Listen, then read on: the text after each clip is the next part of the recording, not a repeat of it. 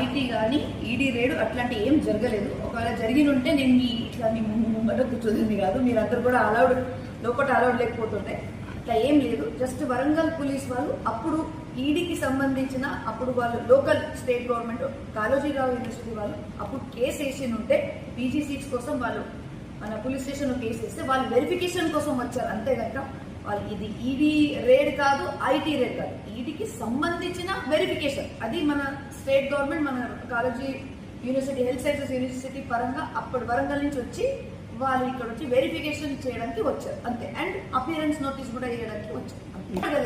ఏం అడగలే. భద్రారెడ్డి సార్ ఉన్నారా అని అడిగారు. సార్ ఢిల్లీలో ఉన్నారు, నేను ఉన్నాను.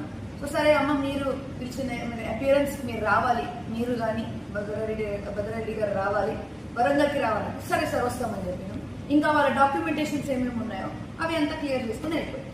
ఇప్పుడు డిసైడ్ అవుతుంది. మాకు అడ్వకేట్ ఉన్నారు కదా, లీగల్ ఉన్నారు కదా, ఇప్పుడు డేట్ నేను ఇట్లా చెప్పలేను కదా, అది మనం కూడా ప్రిపేర్ అయిపోవాలి. దానికి అదేం రేడ్ కింద రాదది, వెరిఫికేషన్. ఇప్పుడు మన పోలీస్ కంప్లైంట్ వెరిఫికేషన్కి వస్తారు కదా, అట్లా వచ్చినట్టు. కానీ వాళ్ళు మొగ్గులు వచ్చేసరికి అందరు కొంచెం అలచలైనట్టు అంతే. ఓకే.